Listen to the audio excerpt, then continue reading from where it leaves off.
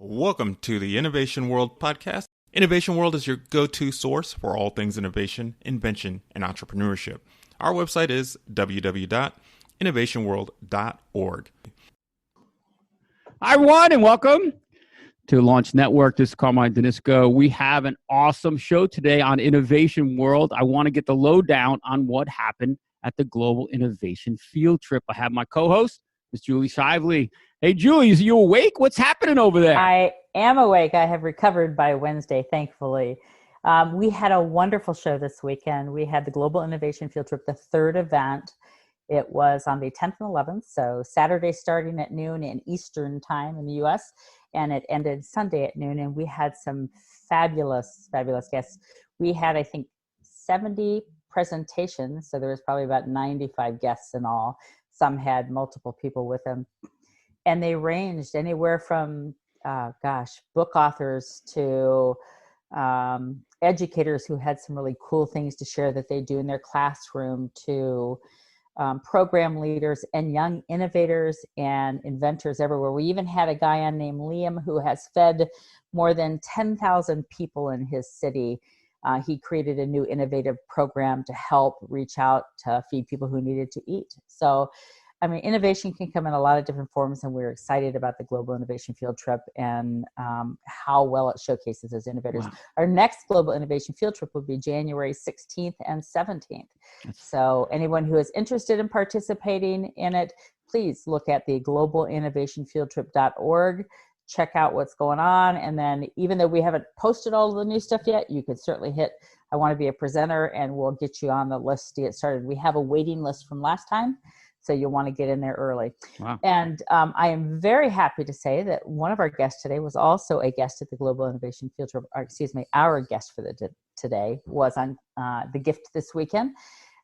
She has worked for a program on and off for a bit and is now a member of the team of Young Inventors Challenge, which is a program of people of play. And if you don't think you've heard that name before, it's probably because that's a pretty new name for them. They used to be known all over the place as Chai Tag. So with that, I would like to introduce Jazmine. She goes by Jazz.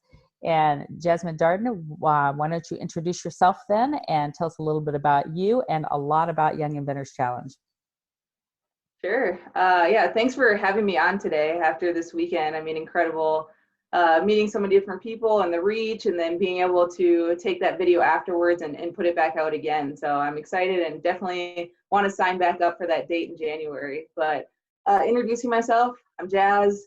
I teach at a technical college, Dunwoody College out of Minneapolis, Minnesota. I teach 3D printing, and I'm really excited and enthusiastic about 3D printing. So that's like kind of my main thing is, everything 3D printing always comes back full circle for me. And I just got started with the Young Inventor Challenge with People of Play.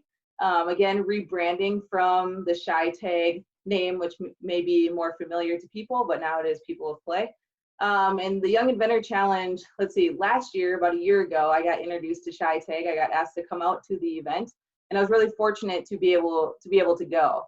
I was on the new inventor track and just started meeting pretty much anyone that I could. I didn't go out there with a product or a game or anything. I just wanted to see what was going on, and I found out about the Young Inventor Challenge. So I was like, can I volunteer? Can I help? Is there anything that I could do? Registration, give kids their name tags, anything that I could help out with. So that was kind of my first introduction a year ago, and it was amazing. So when it came to be about this time this year, a few weeks ago, I reached back out and said, hey, I have a little extra time available. Can I help out with the challenge again this year? I know it's probably virtual, but is there anything that I could do to help?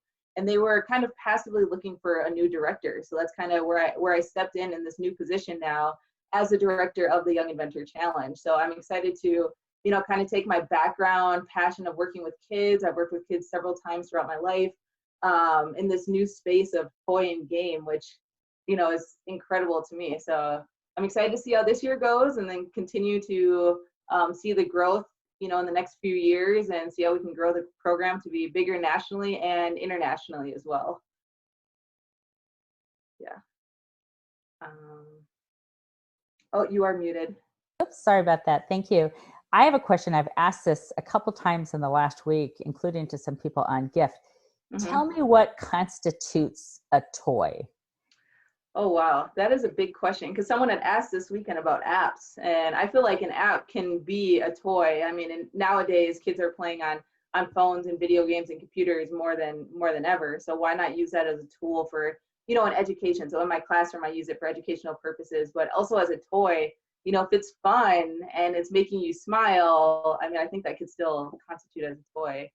That's a great question. I think a toy is anything that you can play with, maybe like, what is the word I want to use? I don't know, if you're learning, you're playing, you're smiling, maybe role playing, action figures would constitute as a toy. I don't know, I think it's so wide. And even in the adult world, I mean, there's so many things that I play with throughout the day, or even like a stress ball that I would call a toy sometimes. I mean, I'll pick it up and just throw it against the wall a couple times and be like, all right, I'm ready to work again. So I think the range is a lot wider than I originally thought of when I think of toys, the toy aisle at Target. There's anything could really be a toy. So I think of that because I've been in the invention space for about 18 years now with young innovators. And I think a lot of times what they create could be in that range of it's a toy. Yep. And I want to start broadening my description of a toy to help capture some of that and try to move them your direction too, because there's a lot of kids that participate all over the country, in fact, all over the world, in creating new things like that should be going to your competition. Sure, and I think if you help them understand that what you have in your hand, what you did create, does qualify as a toy, I think that will help move them your direction too. Yeah, and it's so much more than just like, this is a toy and here I can play with it. Like, what are you taking away from that? What new experiences are you getting from that? What are you learning? There's just so much more to it. So yeah, I think that's a great way to kind of change the outlook on things. Like I said, I'm pretty new to the toy and game world, but I'm realizing a lot of the things that I've been creating over the years definitely fit within that toy and game, kind of fun, making education fun. That's kind of where I come from too. Like, how can we teach kids math, which a lot of kids struggle with, but in a fun way that they don't even realize that they're learning math behind the scenes. So tell me what happens as part of the Young Inventors Challenge. Sure. So in a normal year, we'll come back to the COVID year. I'll kind of bounce back and forth. But in a normal year, the Young Inventor Challenge is for kids ages 6 to 18. I actually just had a parent reach out to me with a 5.5-year-old that has presented with GIF a couple times actually, and is a part of robotics. And I think he would be great for the challenge. So now I think he is our youngest participant in the Young Inventor Challenge at 5.5 years old. Nearby. What's that? Nearby from Washington, I bet. Yes. Yep. Yeah, he's wonderful.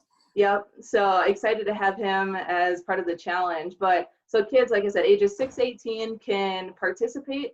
They create an original toy or game. So it could be, a completely original idea, maybe spin off of something that you've seen before, maybe something that you're passionate about. I mean, that's where I would start, is like, what things am I passionate about and how can I create a game around that or a toy around that? And then they create a pitch video. So a video can be anywhere from a minute, maybe 2 minutes to 4 minutes, kind of introducing yourself, introducing your game, talk about the rules, talk about gameplay, and then maybe play with like a family member or a friend, and talk about how your game is gonna change the industry, how this is the new cool toy or game that's gonna be out there. So you create your pitch and it goes in this portal. And then there's judges who are professionals from the industry. So it could be inventors, it could be from marketing, talent acquisition. I mean, there's just a ton of professionals that come in. I think there's over 100 judges or mentors, we like to call them, that come in and give feedback to these kids' games. So with that, every student gets feedback. And then there are prizes that they can win as well. So there's different sponsors. So we have Hasbro, Mattel, Meg Formers, and Goliath are 4 sponsors for this year. They each have a category. So it could be like best game, best outdoor play, best educational play. So if you go on the website, you'll see those different categories that you could submit for. And then they'll choose a winner from the junior and senior division. So the ages are split in half. So there's the juniors and the seniors. And then they can win prizes from that sponsor. So, I mean, that's kind of what you're going for. But also there's kids that come back year after year after year with the same game, with feedback from those professionals from the industry, which I think is incredible. I mean, why not take that feedback and put it back into your game and come back again? So you create your pitch video, they get some feedback. If you're able to, so in a normal year, if you're able to come and join us in person, Chicago Chi-Tag is always hosted in November, right around Thanksgiving time. And then there, the Young Inventor Challenge looks a lot like a science fair. So you have your games laid out on the table. You have a presentation board kind of talking about the process and role play and kind of how the game came to be. And then the judges come around and just like a science fair, ask you more about your game or your project or your toy. And then there's awards that are hosted at Chi-Tag that weekend. But you do not have to come in person. You can also just submit online if you're not able to make it to Chicago. So that'll help the reach just become so much bigger from around the world. If you're not able to come in, you can still submit. This year with being virtual, obviously that in-person part isn't there, so there won't be the science fair type here at the end of November. Everything is just submitted online, and then you get feedback from the judges. And there's a virtual award show that will be hosted on November 21st, where the winners will be announced on that virtual stage. So is there any virtual interaction with the judges themselves, or you're sending in your pitch, it's being reviewed, and then you get feedback, not live, virtually? Yeah. I wish I had a dollar for every a- time someone asked that question. We're not in a space quite yet to take that step in order to make it, Zoom calls between the young inventors and the mentors themselves. So this year we're just going to go with, you submit your video, it's in the portal, and then the judges will be able to watch them. And then from there we'll pick winners. But that is definitely something that I want to look into further going out, because I think there's a lot that comes with having that face-to-face interaction with those judges and mentors, and the kids can ask questions back or ask for follow-up and stuff. So yeah, we just don't have the infrastructure quite yet this year. There is, and in fact, another group that I'm involved with called inventfuture.global has done two competitions now where they've had live judging online. So they have another competition coming up in January called the Water Challenge, and I invite you, Jazz, to be a part of that and be one of the judges, and you can watch how that it's a lot to coordinate. Yeah, it pulls off well, and we have some. I don't do that work, thankfully. Somebody else makes all those arrangements, and it looks like a lot, and it looks complicated to do, but it pulls off well. So I invite you to come judge at that one, just so you can get a feel for it. The nice thing about everything being virtual and not having the live interaction is now anybody who couldn't make it in is on the same playing field as somebody who could make it in. Right. Because it's, as a judge, it's, in my opinion, it would always be difficult to look at those exactly the same, because you have a live body standing there watching your reactions and changing their inflection based on what they see, and you can't do that in a video. So that's the good side of it being all remote like that. Yeah. But I do invite you to come out and sit and see what you think about that, and then you can decide if that makes sense for you guys. But yeah, absolutely. I'll follow up with you later on that. And what else is cool about being virtual as well is now these young inventors are on the same playing field as these professional inventors who also are creating pitch videos. So there's difference, but really you're submitting the exact same thing as a professional inventor. So Nick Metzler, who was a winner back in 2012, I mean, he's kind of been the face of the Young Inventor Challenge for the past few years. He'll be the MC again for the challenge this year. He put out a video kind of saying that, kids, you are on the same exact playing field right now as a professional inventor. So pretty much you are a professional inventor. And he continues on to say that the kids have the cute factor, which I think it's so perfect. Anytime I watch these pitch videos of the kids, I'm like, oh my gosh, they are so cute. And that is such a good idea. Why wouldn't we use the kids in the invention process when they're making toys for other kids? They know what the kids want. I don't know anything about Fortnite right now, but that's the hot thing. Yeah, it is. So I'm not going to. We've always called that the cupcake factor. But it's the same thing. Yeah. It is cute. Well, okay, here's just an opinion question. What do you think about post-COVID? I mean, if this does put it on a level playing field for everybody, why wouldn't people want to keep it that way? Yeah, so we will continue on with the pitch video, and that has been happening the last few years too. So even if you are going to be in person, you have to submit that pitch video. But kind of like what we were saying, there's just that that extra added factor of being in person. So there's the level playing field of everyone who submits has to create the pitch video. That's the big thing. And then if you're able to go to the fair, then, you know, it's just like a little advantage, or I don't want to say advantage in the challenge, but just advantage of building relationships and communicating with the professional inventors or mentors. Yeah, I mean, like I got to go last year, and just the people that I met being at the fair, you just kind of go up to random people and it's like, hey, kind of what's your story? Or, oh, tell me more about this game, or what are you bringing to pitch this year? I met a lot of new inventors that were pitching games for the first time, and like, you know, I haven't pitched a game yet, but what are your fears, or what are you excited about, or, you know, what do you think? So there is just that extra level of like building relationships being in person, but I know post-COVID we'll still continue with the pitch video as well to have that baseline level playing field. I know that we had on our first gift program, Lily. Mm-hmm. Bet you can. Can't. Is that the Bet you can't? Yep. And I believe that she's actually selling these games now out in the market. And she was one of the contestants of the Young Inventors Challenge, correct? Yeah, so Lily and Tate is her friend. They submitted the game together, and I actually watched their video. They created a video now giving new young inventors some tips and tricks of like how to win or how to create a game. So I thought that was super cute. But they talked about how their game on the shelves now is not exactly the game that they brought to the fair. So their game was more of a board game, and it didn't even start out that way. They just talked about the different iterations. Like the first game that you create may not be the game that you bring into the pitch video, may not be the exact same game that you bring to the fair, may not be the exact same game that whoever picks it up or licenses it puts it on the shelf. So it was cool hearing that iteration of the game. Bet you can't.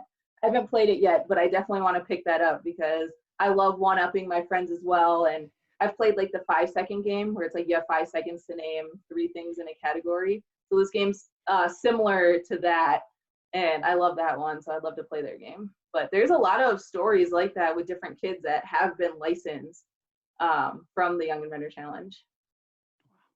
So is there new video that they shot on the Young Inventors Challenge website, or where can somebody watch that? Yep, so there's resources on the website and then also on the YouTube page. So Chicago Toy Game, all one word with no spaces, is the channel. And then there's a playlist for Young Inventor Challenge on that. And then there's some of the pitch videos on there. They have sizzles or mashups of the pitch videos that they create each year. I'm actually going to put that together for this year, so I'm excited to watch the pitch videos and put a mashup together. But there's videos and content on there and resources for kids who are interested in inventing a game. So I've been watching them too because I haven't created a game. But now since I've been involved, now I've been working on a couple different games and getting different resources or tips from professional inventors, but also from the kids, because the kids actually have really good ideas. So I've been watching kind of both to get my own ideas as well. So what is the deadline for registration for this year's event?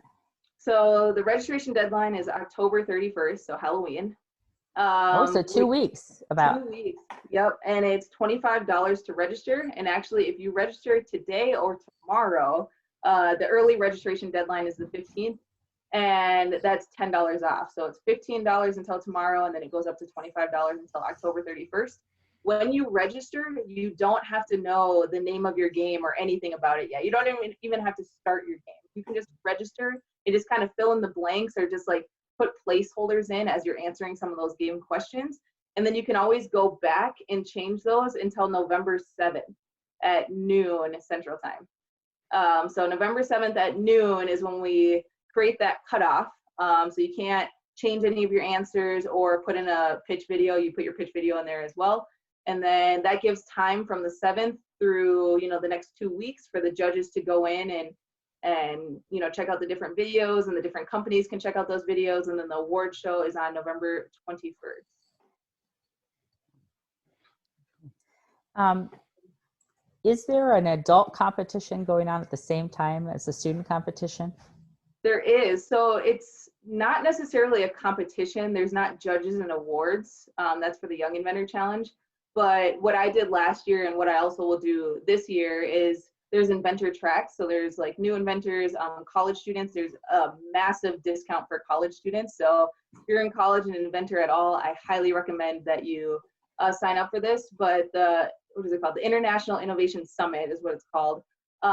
It's a few days of different sessions. So last year I learned about, patents and trademarks, and should you try to submit your game to the big stores or to mom and pop shops, and making different relationships with people. I mean, there's like, how do you use social media, or how do you leverage social media to pitch your game or to get your game out there? So there's all these different sessions that are going to be going on throughout the week. And then on the 20th, so that's Friday evening, is the Taggy Awards, so the Toy and Game of the Year Awards. I went to that last year, absolutely incredible. This year, obviously, it's going to be virtual, but there's a full production team that's putting that together. I've got to see little bits and clips of what they have so far, and I'm so excited to attend that. I'm actually going to obviously watch it virtually, but like dress up that day as if I'm there watching the awards in my living room. I'm just so excited for that. So that's on the 20th. And then, the Young Inventor Challenge Awards is on the 21st. Let's see what else is a part of that. You get college students and new inventors, I believe, get a 30-minute session with someone from talent acquisition or a professional inventor to kind of talk over your ideas. You can submit your pitch video. And then we're rolling out a new website called People of Play. It's pretty much where you can create a profile, kind of like, Facebook-ish, LinkedIn, IMDb, all kind of smashed together in one for touring game. So I just created my profile for that. But that allows people to create these relationships virtually again. But if I'm currently I'm in Denver and I need to talk to someone about XYZ, I can just kind of search for them and then find someone else that's in my area, an inventor. Like, I'm in 3D printing. So if someone in the area or anywhere needs something with 3D printing, they can search and like my name will come up. And we can contact each other like that. So we're rolling out that website right now. It's in beta testing, and then there is a subscription to that, but it's included in that cost of joining the International Innovation Summit. Hey, Jazz, I got a question real quick for you. Sure. Very interesting, the 3D printer part, because I love all the stuff you're talking about, but when you say 3D printing, it's so cool that you're doing these types of things, and yep. It's just exploded in the last couple of years. So are you doing prototyping, samples, engineering type stuff? What kind of 3D printing are you doing? Oh, you are going to start opening a whole nother door right now. This could be a whole podcast in itself. So like I said, I teach 3D printing at Dunwoody College. So there is a 1-year, started a few years ago, and I was the first instructor on that. So I teach specifically 3D printing. But what I like to tell people is 3D printing is the easy part. Like, you can buy a 3D printer, download a file, save it on a jump drive, and print. That's the easy part. The hard part is the CAD design. Mm-hmm. So that's really what I'm teaching, is like, how do you leverage CAD design for 3D printing? Because they say you can 3D print anything, but really, can you? And when should you? When should you 3D print versus just go to the mill and mill something out, or go to the drill press and just drill a hole type thing. So that's one thing, is teaching on a college level, and then my students graduate and obviously go out into the industry. I do a ton of youth outreach. So I actually own 17 3D printers of my own. They all have their own names, and all the names are Prince themed, being from Minneapolis. My parents actually met at a Prince concert, so Prince is like a huge part of my life. And why wouldn't I roll that into the names of my 3D printers? So are they all purple? They're not all purple, but they all have, Prince themed names. And purple is like my color. So when I teach, I always teach with like a purple dry erase marker. And if anything at school has purple on it, it probably came from me. That's kind of like my signature as well. But wow. So with the youth outreach, I created a project called the Jazz Music Box. It's a Bluetooth speaker. So the housing of it is pre-printed, and then the kids get to design the cover for it. So I teach them CAD software super quick. There's a website called Tinkercad, which is free. You just need a website, or just need an email to sign up, and it's on the web so that you don't have to download anything either. So everything is just, you go to the website, design, you can export out an STL file. That's a file that you need for 3D printing. So I teach that. The kids design their covers, we 3D print them, and that's why I have so many 3D printers, because the truth is 3D printing does take a long time. So if you're going to go into a classroom with 10, 20 students, you kind of need 1-to-1 or maybe 2-to-1 student to printer ratio. So I'll bring my printers in, they design the covers, we print, and while it's printing, it takes about an hour and a half. They solder all the electronics in the inside. So there's 3 circuit boards, 2 speakers, a switch, and a battery, and then obviously wires connecting all those together.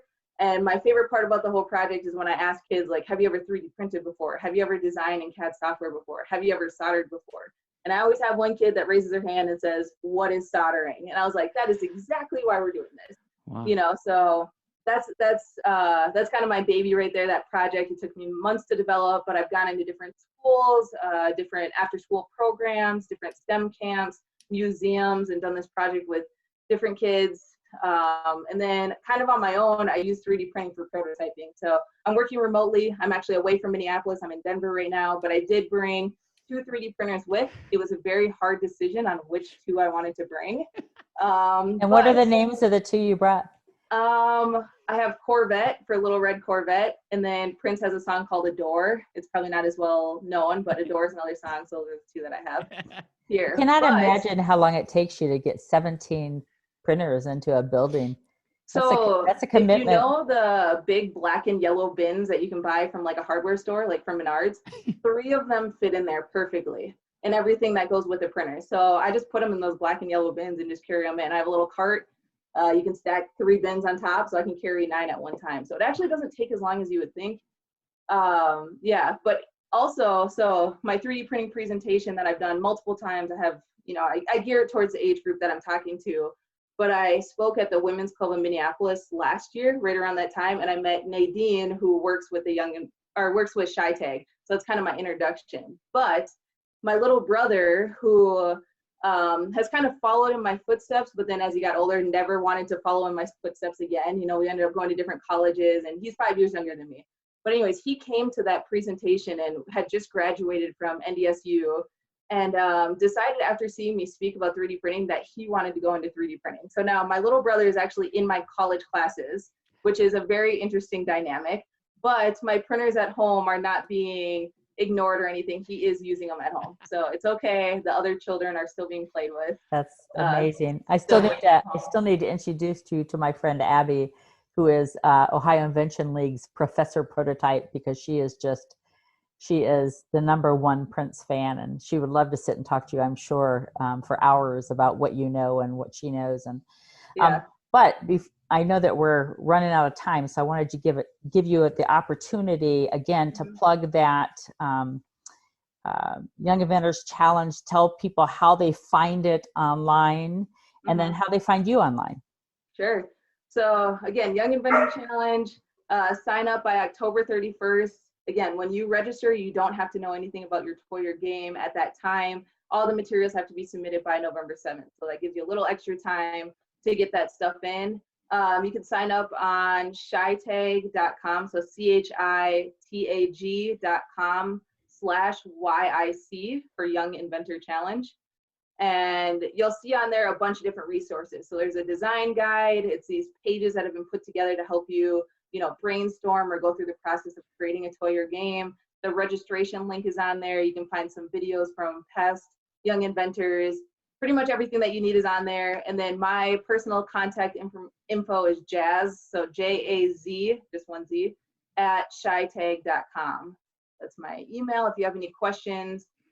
Since I became the director just a few weeks ago, I've gotten a lot of different emails from parents and teachers who are interested in just trying to get all that information out there as quick as possible with that registration date coming up. So if you have any questions, please let me know. I know this year can be a little confusing being fully virtual, but we're doing as best we can to get that all set up, ready to go.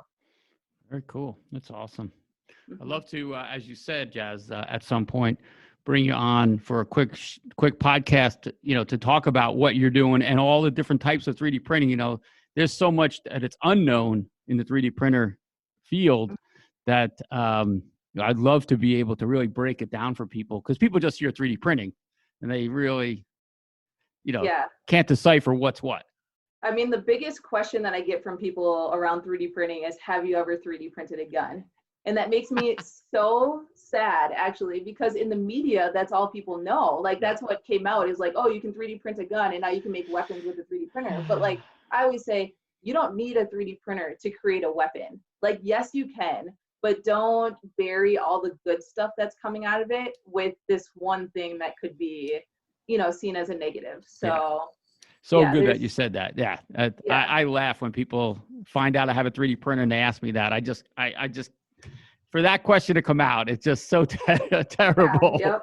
But that's what people know. That's what those are the two things that they put together. And I'm like, no, did you know that in the medical field, they can take scans of your heart if you need heart surgery in a material called biomimics, and then, 3D print your hearts out, practice the surgery on the 3D printed heart before they go into your body.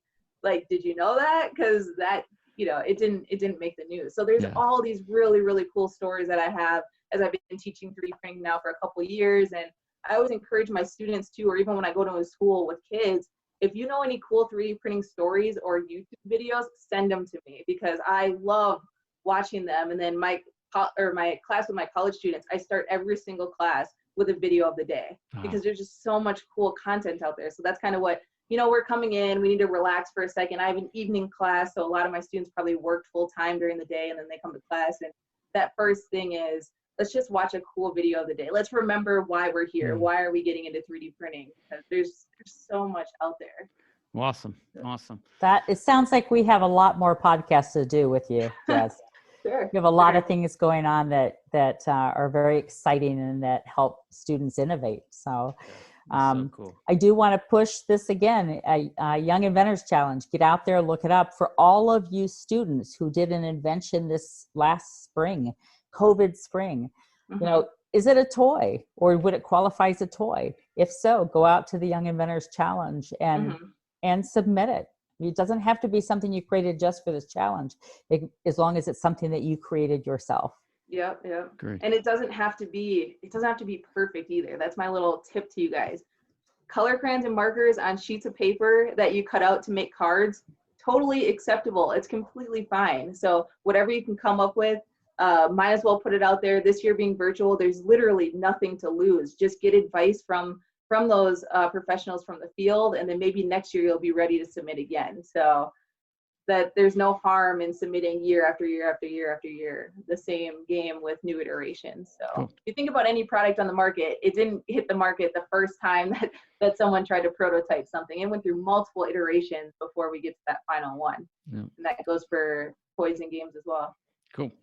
Very good. All right, Julie. I want to thank you for your time today, Jazz. One more announcement before we close the show. I just want to let folks know, if you run an organization for K-12 innovation, such as Young Inventors Challenge, please know that this weekend, Saturday, 1 p.m. Eastern Standard Time, Innovation World is rolling out their first Innovation World Alliance meeting. And that is an organization that will draw other small, or not small necessarily, other organizations that support in the K-12 space together to help each other do better things, do more things, and do things farther and wider. So if you have an interest in that, please go to the Innovation World website, click on the Alliance, and take a look and let us know if you want to join us this weekend. I believe Jazz will be there. Yay. I will be, yep. All right. Thank you all. And Thank you. Go out there and sign up for the Young Inventors Challenge. Thanks, guys. Y'all Thanks take again. care. Yep. Thank you for joining us today for the Innovation World podcast and the Launch Network.